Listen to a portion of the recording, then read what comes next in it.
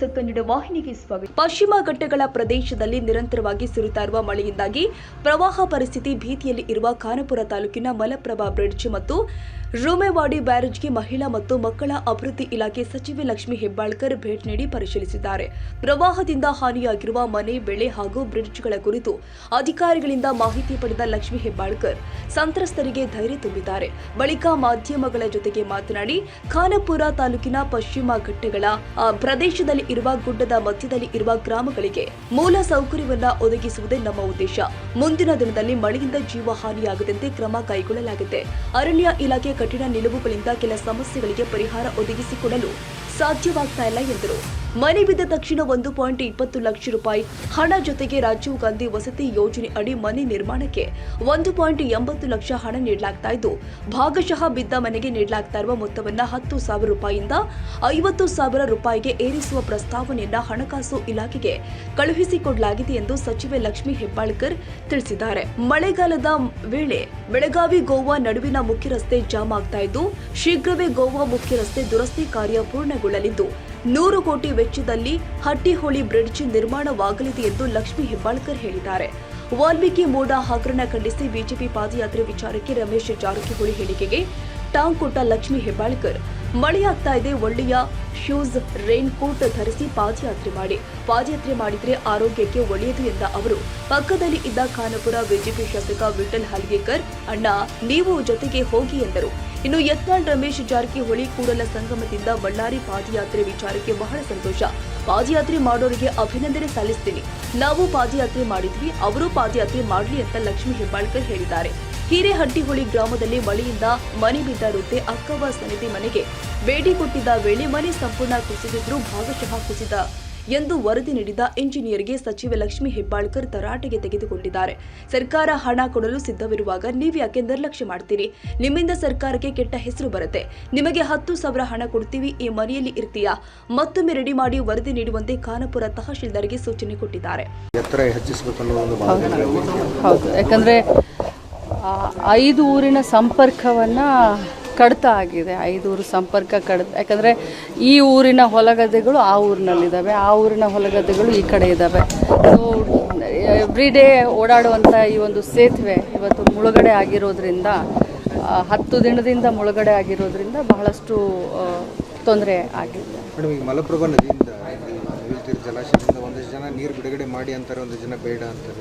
So ಅದೊಂದು ಸಮಸ್ಯೆ ಇರುವಂಥದ್ದು. ನಾಳೆ ಮೀಟಿಂಗ್ ಕರೆದಿದ್ದೀನಿ, ನೀರು ಬಳಕೆದಾರರ ಸಲಹಾ ಸಮಿತಿಯ ಮೀಟಿಂಗನ್ನು ಕರೆದಿದ್ದೀನಿ. ಯಾಕಂದರೆ ಇದು ಮಲಪ್ರಭಾ ಬೇಸಿನ್ನ ಈ ಒಂದು ಡ್ಯಾಮ್ನ ಚೇರ್ಮನ್ ನಾನು ಆಗಿರೋದ್ರಿಂದ ನಾಳೆ ಮೀಟಿಂಗ್ ಮಾಡ್ತೀವಿ. ಡಿ ಸಿ ಅವ್ರಿಗೂ ಕೂಡ ಕರೆದಿದ್ದೀನಿ, ಈ ಸಂಘದವ್ರನ್ನೂ ಕರೆದಿದ್ದೀನಿ. ಮತ್ತು ಆ ಒಂದು ಡ್ಯಾಮ್ಗೆ ಸಂಬಂಧಪಟ್ಟಂಥ ಏನು ನಲ್ಗುಂದು, ನವಲ್ಗುಂದು, ಸೌದತ್ತಿ, ರಾಮದುರ್ಗ ಈ MLAಗಳಿಗೂ ಕೂಡ ಇಂಟಿಮೇಷನ್ ಕೊಟ್ಟಿದ್ದೀವಿ. ಈಗ ಪಶ್ಚಿಮ ಘಟ್ಟದಲ್ಲಿ ಭಾಳಷ್ಟು ಜೋರಾಗಿ ನೀರು ಬರ್ತಾ ಇರೋದ್ರಿಂದ ಒಳಹರಿವು ಜಾಸ್ತಿ ಇದೆ. ನಮಗೆ ಡ್ಯಾಮ್ಗೆ ಎವ್ರಿ ಡೇ ನೀರು ಏನು ಜಾಸ್ತಿ ಒಳಹರಿವು ಇರೋದ್ರಿಂದ ಈಗ ಏನು ಬರೀ ಇನ್ನು ಮಧುಕೂರವ್ರು ಎಲ್ಲಿದ್ದೀರಾ, ಬರೀ ಇನ್ನು 5-6 ಫೂಟ್ ಅಷ್ಟೇ ಬಂದರೆ ನಮಗೆ ಮಲಪ್ರಭಾ ಡ್ಯಾಮ್ ತುಂಬಿಡುತ್ತೆ. ಡ್ಯಾಮ್ ತುಂಬುವವರೆಗೂ ನಾವು ನೀರು ಬಿಡಲಿಲ್ಲ ಅಂತಂದರೆ ತೊಂದರೆ ಆಗುತ್ತೆ. ನೀವು ಹೇಳಿದ ನಿಜ, ಕೆಲವೊಂದು MLAಗಳು ಬಿಡು ಅಂತ ಹೇಳ್ತಾರೆ, ಕೆಲವೊಂದು MLAಗಳು ಬಿಡಬೇಡ ಅಂತ ಹೇಳ್ತಾರೆ.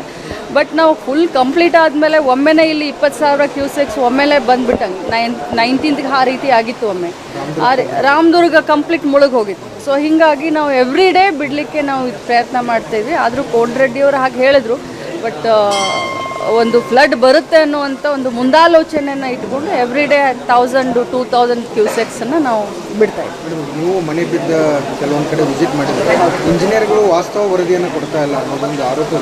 ಅದು ನಿಜ. ಇವತ್ತು ಪ್ರಾಯಶಃ ನಾನು ಕಣ್ಣಿನಿಂದ ನೋಡಿದ್ದು, ಇವತ್ತು ಹೇಳ್ತಾರೆ ಪ್ರತ್ಯಕ್ಷ ನೋಡಿದ್ರು ಪ್ರಮಾಣೀಕರಿಸು ಅಂತ ಹೇಳ್ತಾರೆ. ಹಾಗೆ ನಾನು ಇವತ್ತು ಸ್ವತಃ ಹೋಗಿ ಸ್ಪಾಟ್ ಮೇಲೆ ಮನೆ ಬಿದ್ದಿದ್ದನ್ನು ನೋಡಿದರೆ ಅವರು ರಿಪೋರ್ಟ್ ಕಳಿಸಿದ್ದಾರೆ 20% 30% ಭಾಗಶಃ ಅಂತ. ನನಗೆ ಕರಳು ಹಿಂಡಿ ಬಂದಂಗಾಗುತ್ತೆ. ಸರ್ಕಾರದಲ್ಲಿ ನಾವು ದುಡ್ಡಿದೆ ಕೊಡ್ರಿ ಅಂತ ನಾವು ಪದೇ ರೆವಿನ್ಯೂ ಮಿನಿಸ್ಟರ್ ಆಗಲಿ, ಮುಖ್ಯಮಂತ್ರಿಗಳಾಗಲಿ, ಜಿಲ್ಲಾ ಉಸ್ತುವಾರಿಗಳಾಗಲಿ ನಾವು ಹೇಳುವಂಥ ಸಂದರ್ಭದಲ್ಲಿ ಸರ್ಕಾರಕ್ಕೆ ಚಲೋ ಹೆಸರು ತರೋದು ಸರ್ಕಾರಿ ನೌಕರಸ್ಥರು, ಕೆಟ್ಟ ಹೆಸರು ತರೋದೂ ಅವರೇ. ಆದರೆ ಅವರು ಸರ್ವೆ ಮಾಡುವಂಥ ಸಂದರ್ಭದಲ್ಲಿ ಒಂದು ಹೃದಯವನ್ನು ಇಟ್ಕೊಂಡು ಇದು ಕಟುಕರು ಅಂತ ಹೇಳಲಿಕ್ಕೆ ಬಯಸ್ತೇನೆ. ಒಂದು ಹ್ಯುಮ್ಯಾನಿಟಿ ಗ್ರೌಂಡ್ ಮೇಲೆ ಬಡವರ ಮನೆಗಳು ಬಿದ್ದಿದ್ದಾವೆ ಅಂತಂದರೆ, ಆದರೂ ನಮ್ಮ ಕಡೆ ಮಣ್ಣಿನ ಮನೆಗಳಿರ್ತವೆ, ಸಿಮೆಂಟ್ ಮನೆಗಳಿರೋದಿಲ್ಲ.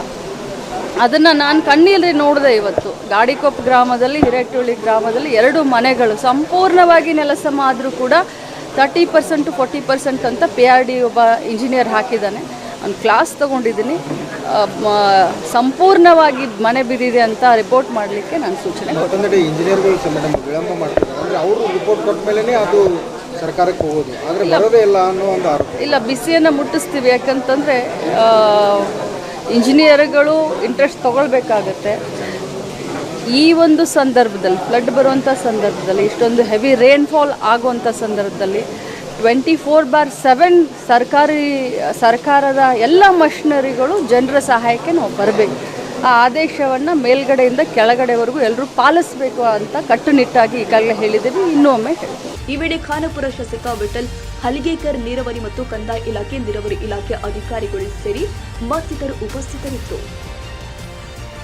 ತಾಜಾ ಸುದ್ದಿಗಾಗಿ MTV ನ್ಯೂಸ್ 24/7ಗೆ ಸಬ್ಸ್ಕ್ರೈಬ್ ಮಾಡಿ ಮತ್ತು ಬೆಲ್ ಐಕಾನ್ ಅನ್ನು ಒತ್ತಿ. ತಪ್ಪದೇ ಲಿಂಕ್ ಶೇರ್ ಮಾಡಿ.